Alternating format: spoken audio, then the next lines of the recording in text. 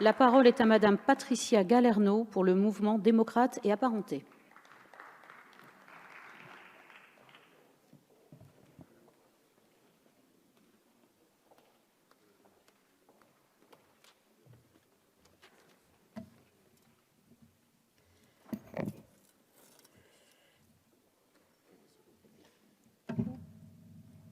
C'est parfait.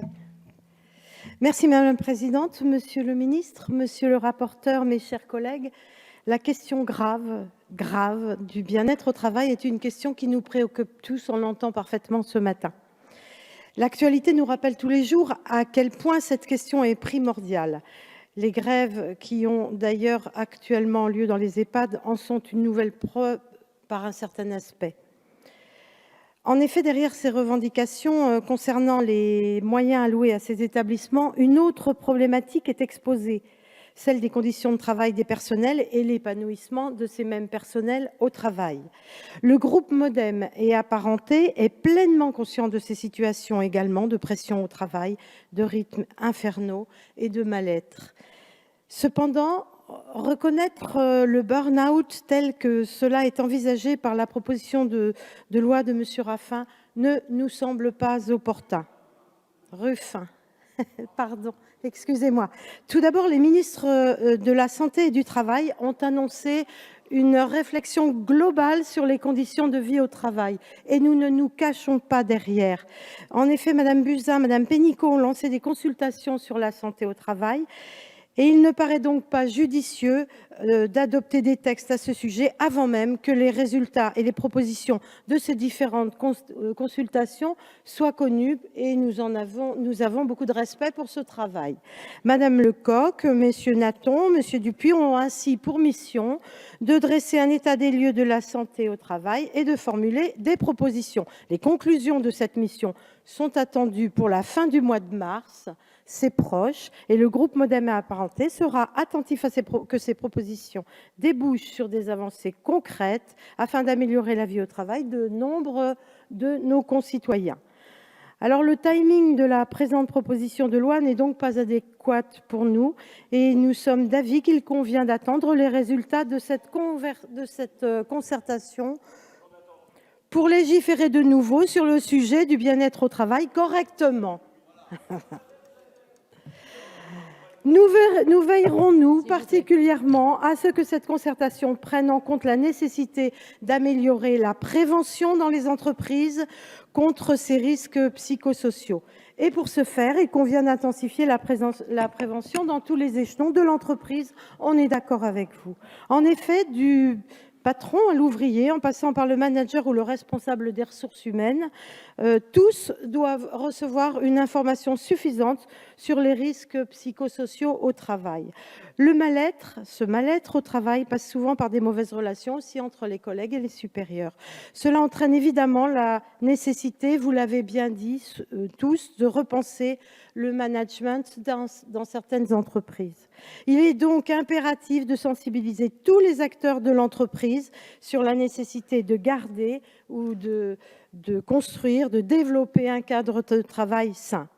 Dans un deuxième point, s'agissant du fond de cette proposition de loi, le groupe MoDem et apparentés ne peut que considérer que le burn-out, et vous l'avez aussi tous dit, n'y est pas bien défini. Ainsi, au vu de ce texte, il semble particulièrement complexe d'envisager une interprétation uniforme de cet épuisement professionnel par le corps médical. L'intensité de la souffrance psychique est notamment un élément qui n'est pas envisagé et qui est pourtant sujet à de nombreuses controverses. Dès lors, bien que la loi ait pour but de traiter chaque situation en fonction de critères objectifs et de manière égalitaire, il semble très peu probable que la rédaction de cette proposition de loi permette d'atteindre cet objectif.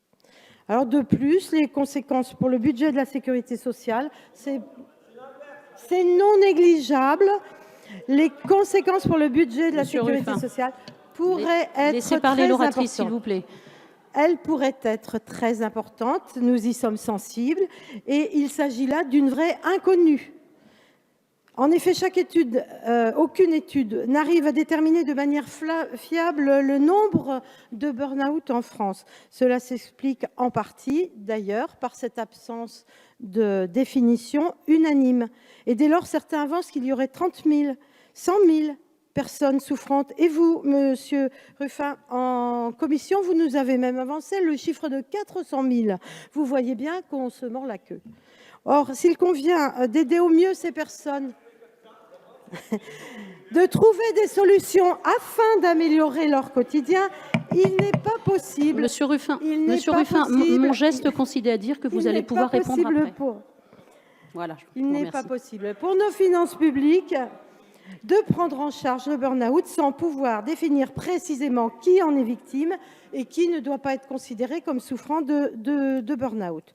Par ailleurs, dans l'hypothèse où nous reconnaîtrions aujourd'hui le burn-out, la suite logique de cette décision serait une réflexion sur la sanction adéquate à prendre en compte contre les entreprises dont les salariés sont victimes d'épuisement professionnel. Cependant, cette proposition de loi passe sous silence cette responsabilité des employeurs, tout en cherchant un nouveau biais afin de la mettre en cause. Nous ne sommes pas dupes. Le groupe La France Insoumise cherche ainsi, par cette proposition de loi, à poser un principe de responsabilité systématique des employeurs en cas de reconnaissance d'un burn-out chez un salarié. On est d'accord. Si cela part d'un bon... Monsieur Mélenchon, si cela part d'un bon sentiment, il est... Laissez madame la députée s'exprimer, s'il vous plaît. Si cela part d'un bon sentiment, il est cependant, en l'état actuel des choses, très compliqué de ne pas envisager les faiblesses juridiques de votre proposition. Ainsi, la preuve de l'imputabilité de la responsabilité de cette détresse psychologique d'une personne est bien plus compliquée à apporter que la preuve de l'imputabilité d'un accident du travail, par exemple. Le mal-être psychologique n'a que rarement une seule source.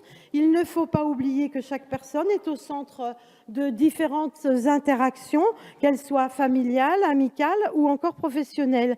Pour moi, pour nous, le groupe, le burn-out est clairement multifactoriel. Dès lors, comment, en l'absence de définition claire et objective, peut-on mettre en cause une entreprise et oublier les influences extérieures du monde du travail sur le mal-être psychologique des individus ? Comme évoqué précédemment, il n'y a pas de chiffre donc clair du nombre de burn-out en France. Dès lors, il y a un risque réel d'inflation du nombre de saisines des conseils de prud'homme pour poursuivre des employeurs sur un fondement qui n'est pas, je le redis, clairement défini.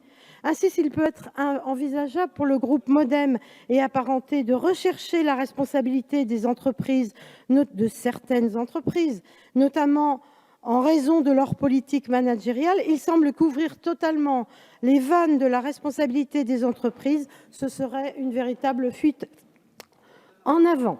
En fait, cette proposition de loi insiste sur le burn-out aussi, je voulais dire, des salariés. Mais le burn-out ne concerne-t-il seulement les salariés ? Les agriculteurs, les petits commerçants, les professions libérales sont-ils imperméables au burn-out ? Nous ne le pensons pas. Pour se convaincre du mal-être de certaines personnes issues de ces professions, il suffit, je pense, de prendre un exemple. Aujourd'hui, chez nos agriculteurs, un agriculteur se donne la mort en France tous les 3 jours. Ce chiffre montre que la détresse psychologique ne concerne pas qu'une seule catégorie de travailleurs, mais qu'au contraire, elle peut toucher tout actif. C'est pour ça que ne percevoir le mal-être au travail que par le prisme du salariat nous semble être une autre erreur. Voilà, alors le groupe MoDem et apparenté votera donc, malgré la gravité, nous le soulignons, de la question, malgré nos différents arguments, nous voterons contre cette proposition de loi. Je vous remercie.